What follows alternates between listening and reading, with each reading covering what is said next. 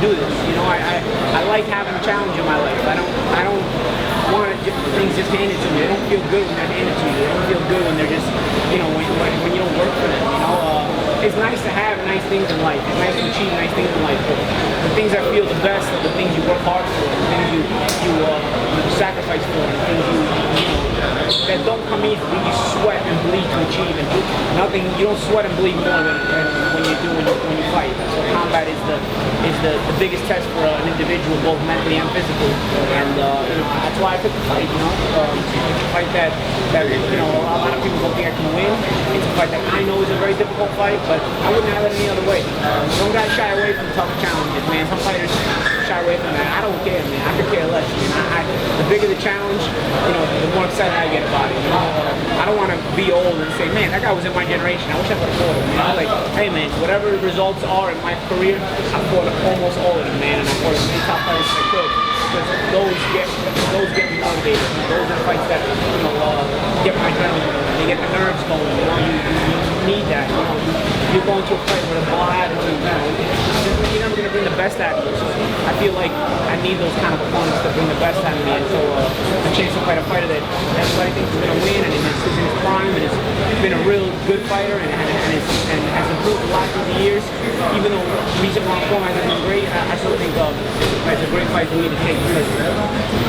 It motivates me, and I have a motivated attitude every single day that I like to get. Danny's basically kicking that part of the screen. Is that, I know a lot of motivation kicking. Is that like a help a fighter? I don't know. I think it's more to get a kick out of things. I think it's more to get a rise out of everybody. Maybe a rise out of me. Maybe a rise out of you guys. I mean, Rocky did it. It worked for Rocky. You know? So, he's from Philadelphia. But I don't know. You know, I got a good life out of it too. Honestly, I mean, I think subconsciously they are nervous about my boxing ability.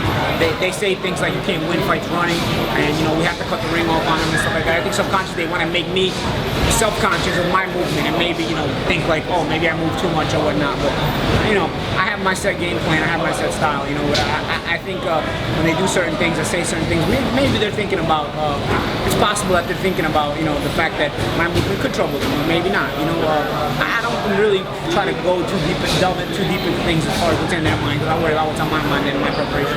Paulie, last time you were in a marquee fight was with Adrian Broner, and you were on the wrong side of the track. Obviously, we're not signing Heyman. Everybody remembers your infamous speech. Now you are with him. Do you think that you'll have the ability to get the win and the nod with the judges now that you're on the right side? I don't really think about that. You know, I worry about what I can focus on and what I can control. I always think about back when I fought Zinchenko. I didn't worry so much about anything else, but I felt like I was going to go there to get robbed anyway. So I just said, you know, go out there, win every round, and be the best you can be, and let that performance speak for itself. And so that's kind of been my approach to the whole camp. Just be the best I can be in this fight, and let my performance speak, and hopefully my performance can speak volumes. Let's talk about Barclays Center, Paulie. You did that quite a few times. You can almost say they built a building for you. Just talk about fighting there, what it means to you. It means a lot. You know, I'm born just a few minutes away. I was born in Long Island College Hospital. It's literally like a 5-minute drive down Atlantic Avenue from the Barclays Center. So it's funny how life twists and turns takes you. I've lived all over the place. I've even lived in Italy, but I'm born here, and it's funny I wind up back here performing on such a grand stage just minutes from where I came into this world. So it's a surreal feeling. It never gets old. It always feels special, and I'm glad to be a part of it. Do you think your style has gotten inside of this a little bit of the fact that We'll find out Saturday. I'm sure they've been preparing. You know, they fought a lot of movers lately. You know, you'd expect some improvements. You know, they fought a lot of shifty guys lately. Guys that, you know, they've consistently had trouble with. You know, and so I think in the consistency of fighting those kind of opponents, it might have prepared them somewhat for this kind of fight. So I don't really worry about what's in their mind or what they're overthinking and whatnot. I'm fighting at the bell's gonna ring, and then it's gonna both be up to us. When you saw his last fight and he had trouble against Peterson moving, I think Peterson kind of said that he had templates on like how to beat Danny moving in the first half of the fight. There was some good things Lamont did. There was some good things Herrera did. There was some good things Ashton Villafain did. There was some good things Kendall Holt did in round 1 of his fight too. You know, obviously some things that are consistently working against Danny, and some things that he's gotten better at improving. So we're gonna find out Saturday. I mean, you don't know for sure. You don't get your answers for sure until you get in the ring with the opponent and see how the matchup meshes. Paulie, last we spoke. And how it benefited you being off 17 months? I think the layoff was good, only because I had a camp right before this camp. You know, I think if I wouldn't have had a camp right before this camp, maybe the layoff wouldn't be so good. But I had a camp, and I was just a couple weeks from the fight with Danny O'Connor, so kind of went through the whole preparation, the whole process of weight already and whatnot. And then, you know, I got real sharp, and then you know, the fight fell through. I got cut. So I think that in and of itself started my weight at a lower weight, started new camp. I was already pretty sharp starting new camp. So I think because of that, the long layoff benefited me because I was able to recover, yet be really sharp to start this camp, which is such an important training camp. So you know, we'll see again. I mean, we'll see how it plays on Saturday. I feel good, and I'm hoping to show my best on Saturday and take, like I said, take the approach round by round. When you look good, can you think of like the addition of having that one fight in camp? I mean, is it more power or what would be different? I don't think you can increase power. I mean, I think everybody's obsessed with you can increase power, but I don't think you can, you know. So I think my thing was, as I get older, I was having a little bit more trouble with the weight. I was having a bit more trouble recovering after wins, and I wanted a guy that was intelligent enough to let me know how to eat right, what to take, what vitamins you're lacking when you make weight, because you start to deplete yourself as you make weight, and you know, make sure you're replenishing yourself the right way, and yet not putting on the weight. Like I said, I've worked with a lot of guys, but I've never made weight this easy before.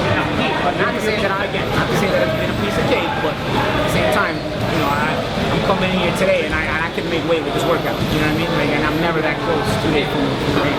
Paulie, with the addition of Memo, what exactly was it that caused you to include him? Obviously, with you being as vocal as you were with PEDs, you knew that this would cause some backlash. So how did you and your team sit down together and decide, yeah, let's just go with him and fuck everybody? He actually approached me back in January. I'm friends with Jean Pascal, and Jean was in training camp in Vegas. I was working the Deontay Wilder fight, and he approached me and said, you know, I can help you. You know, let me work with you. If you think about it. I was thinking about fighting. I said, honestly, Angel, I was like, I'm not even thinking about fighting right now. You know, I mean, I've been a little bit in the gym, but I'm not thinking about fighting right now. And so when I started camp, I didn't contact him. And then he contacted me again on Twitter, and he said, you know, hey man, you know, what do you think of, you know, getting together and you know, what the things I told you, you know, well, I can really help you. Just give me a chance, you know. He said, you can do whatever drug testing you want. So he's like, you know, as a matter of fact, I tell you to do the random drug testing if you want to avoid the backlash. I said, all right, let's meet up in Vegas. So we met up in Vegas on Mayweather Fight Week, and he put me through a couple of drills on the track and whatnot, and I liked some of the workouts. And then little by little, we came to an agreement as far as the deal we were going to make for the fight. It was already in the midst of the O'Connor camp. Like I said, I was already being drug tested as I spoke to him, so I haven't been on random drug testing since April, you know. So he's been a good addition, and like I said, I think the biggest factor is the way I make weight. So hopefully I'll feel good and I'll feel rejuvenated, and it'll show itself on Saturday. Paulie, last we spoke, you said you felt you needed to be a 3-time world champ to make the Boxing Hall of Fame. Is that still your motivation coming into this fight? Yeah, I think it's one of the motivations. I think a win over a solid fighter like Danny Garcia really puts a big thing on the overall name, on the overall resume. It puts a big name. Position? Yeah, you know, I think there's guys in the Hall of Fame that have probably accomplished less than me, and there's guys that have accomplished more than me, and then there's guys that are not in the Hall of Fame that have accomplished more than me and they're not in there, you know. So I think one of the big factors people don't realize with me is the longevity of my career at the highest level. You know, some guys have a short prime. My prime's been going on. I've been at the highest level since 06, so my longevity has to be respected. The fact that my losses came to all top fighters, and the time at which I fought them, if you look at the records of the fighters that I lost to at the time I fought them, not afterwards, at the time I fought them, you combine those records, it's something crazy. And then obviously some of the key wins I've had. So if this would add another key win, it would really mean a lot. I think it's just the overall big picture resume. I think it would at least open the conversation. And, you know, see, it's not up to me, but I think it would open the conversation. Do you ever think you'll get the respect that you deserve? No, I don't. Because, you know, you got guys still asking me if they want my jabber and a mover. I mean, I've had a 14-year professional boxing career. Maybe they paid me millions of dollars. They didn't pay me millions of dollars to jab and move, you know. So I think you know, my style is severely underestimated and severely misunderstood. But I don't think I don't think anything's going to change from that. You know, there are people that watch boxing and most of them don't understand it to the deepest concepts that I understand that, and it's fine. Even if I'll explain it to them, they still won't get it. So it's fine. Being respected by the public and the media is not my goal. Being the best I can be is my goal, and trying to achieve as many goals as I can that I set out for myself and challenge myself on a daily basis. That's my goal, and that's what I try to do, and that's how I try to live my life. Have you seen other fighters before? Have you ever? I saw Rocky do it. I know, besides Rocky, like any other fighters that you know are like fine. No, I don't think so. I mean, like I said, I think it was more of a gag, more of a spoof. You know, I don't think they're really chasing. I don't think it's really part of their routine. Right. They're chasing chickens every day. You know. They had video of it, but yeah. Yeah, that's what I'm saying. No, I saw the video. I mean, but I'm saying I don't think they get in the gym every day and start chasing chickens to start the workout. You know, like I think maybe that was a one-day spoof where they wanted to get a laugh at everybody. Being a media member, I mean, it doesn't really. I don't really think of it like that. You know, I just my job in the broadcast booth is one thing, and my boxing career is another thing. I don't really intermingle the two. I don't really compare the two that much. You know, I think it's cool. I enjoy both from a different standpoint. There's different vantage points to boxing in both, and sitting in both areas. But I don't really make the comparison, and I have fun doing both. That's all I can say.